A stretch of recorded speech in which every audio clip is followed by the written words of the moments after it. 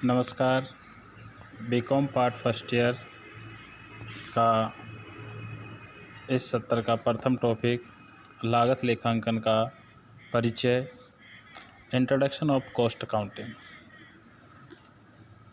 और मेरा परिचय तेजरा मीणा, सहायक आचार्य BST।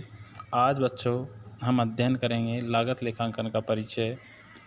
लागत लेखांकन है, इसकी आवश्यकता हमें क्यों महसूस हुई, हमने इस विषय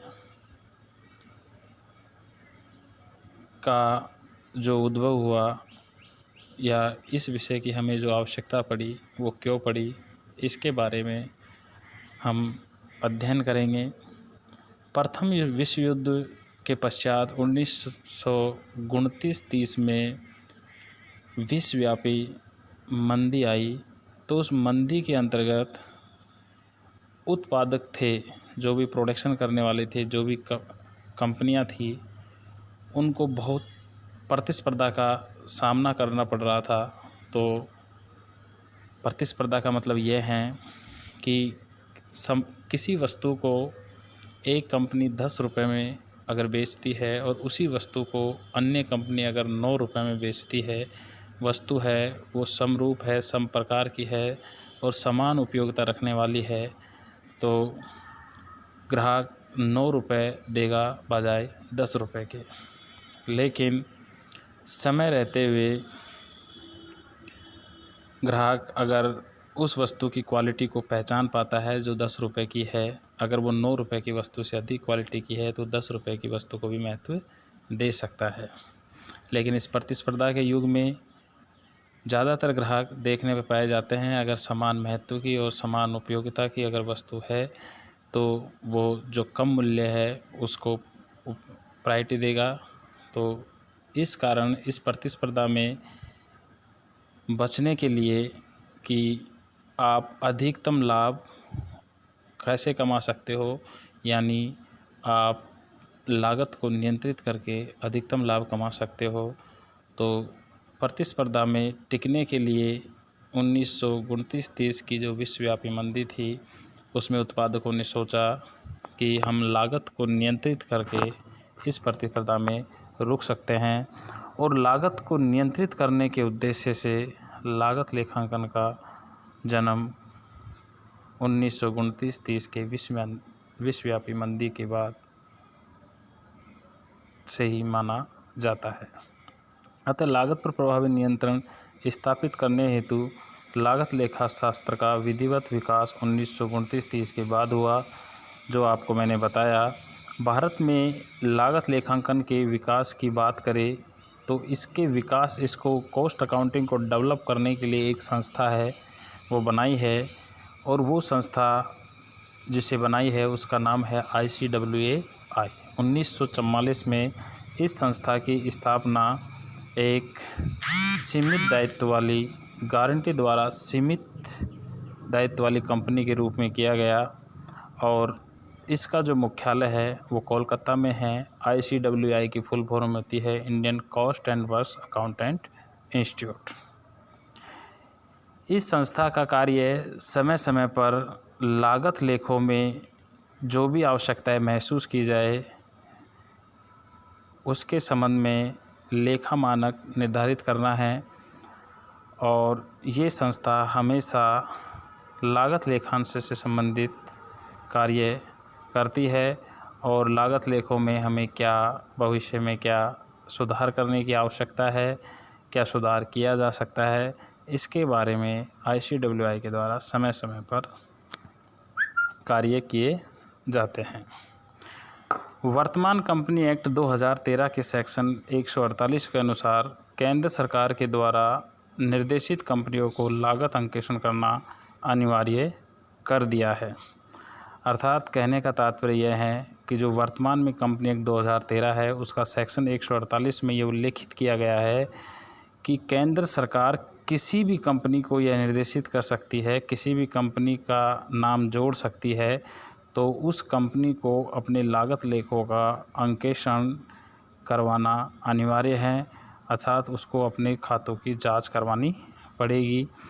और यह सेक्शन 143 वित्तीय अंकेक्षण के अतिरिक्त है, यानी उस संस्था को यानी उस कंपनी को अपने लागत लेखों का अंकेक्षण तो कराना पड़ेगा ही, साथ साथ में अपने वित्तीय लेखों के अंकेक्षण से वो दूर नहीं जा सकती। वित्तीय लेखों के अंकेक्षण के संबंध में कंपनी एक्ट 2013 में सेक्शन 143 दे रखा है। ICWI लागत लेखों में एक रूपता यानी पूरे विश्व स्तर पर सभी संस्थाओं द्वारा यानी सभी कंपनियों द्वारा जो अपने लागत लेखे रखती है वो समान रूप से रखे, एक जैसे रखे, उनमें किसी भी प्रकार के अलग अलग नियमों के द्वारा उनको बनाया नहीं गया हो।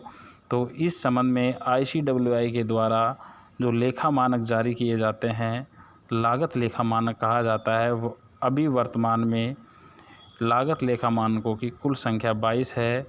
CAS 01 से लेके CAS 22 तक है। तो अभी बच्चों हमने लागत लेखांकन के परिचय में हमने जो महत्वपूर्ण जो बातें आपको बताई कि लागत लेखांकन की आवश्यकता महसूस हमें कैसे हुई, उसके बारे में मैं आपको पुनः बताता हूं कि जब प्रथम विश्व युद्ध हुआ उसके बाद 1929-30 के बाद में जो विश्वव्यापी मंदी आई, उसके बाद उत्पादकों ने ये अनुभव किया कि इस प्रतिस्पर्धा में टिकने के लिए हम किसी वस्तु का विक्रय मूल्य तो हम बढ़ा नहीं सकते, क्योंकि अगर हम विक्रय मूल्य बढ़ाएंगे तो अन्य जो उत्पादक है उस वस्तु को हमसे सस्ती बेचेगा, तो ग्राहक हमारी वस्तु को ना खरीदने के बजाय उस जो सस्ती वस्तु है उसे खरीदेगा। तो क्यों नहीं हम हमारी जो वस्तु की कीमत है या तो हमारी उसी प्रकार की अन्य वस्तु जो मार्केट में है उसकी कीमत के समकक्ष या उससे कम रखें। तो अगर उससे हम कम रखते हैं तो हमें ये देखना पड़ेगा कि हमारी लागत कितनी है और अन्य उत्पादक की लागत कितनी है। यदि हमारी लागत अन्य उत्पादक से ज़्यादा है तो क्यों है, क्या कारण है हमारी लागत बढ़ी है, तो इस लागत को नियंत्रित करने के लिए उस लागत को सही तरीके से निर्धारित करने के बाद में ये लागत उससे ज़्यादा क्यों है, कौन कौन से ऐसे कारण हैं जिसके कारण हमारी लागत अन्य उत्पादक से ज़्यादा है, तो उसे हमें नियंत्रित करना चाहिए और हम लागत को नियंत्रित कर इस प्रतिस्पर्धा में रुक सकते हैं। ये इस मंदी के बाद में विचार आया और उन्होंने एक विषय को जन्म दिया जिसका नाम है लागत लेखांकन। अब लागत लेखांकन को समय समय पर इसमें जो भी नवाचार करने हैं, इसमें जो भी कमियां हैं उनको दूर करनी है।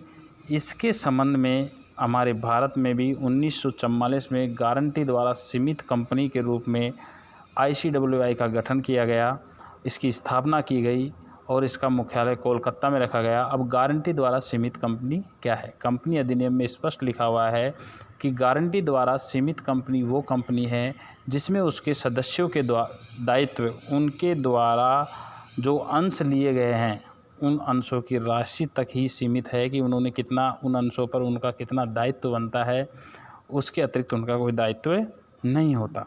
ये इसका सबसे परिचय था कि लागत लेखांकन का उद्भव कैसे हुआ, कब इसकी ज़रूरत पड़ी। इसका मतलब ये कोई ज़्यादा पुराना विषय नहीं है, करीब ये बात करें तो करीब इसको 90 वर्ष के लगभग पहले इसकी आवश्यकता महसूस की गई।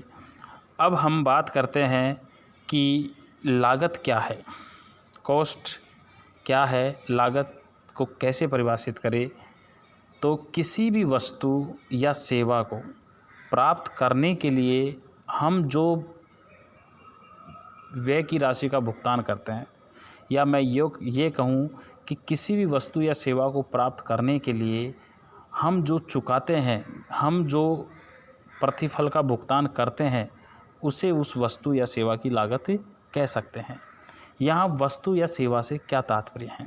वस्तु जैसे आपके पास फ़ोन है, ये आपके लिए वस्तु है, मतलब जिसे हम छू सके, जिसे हम देख सके, जिसे हम इधर से उधर ले जा सके, ये कई हैं, ये वस्तु की परिभाषा में आती है, इसका एक रूप होता है।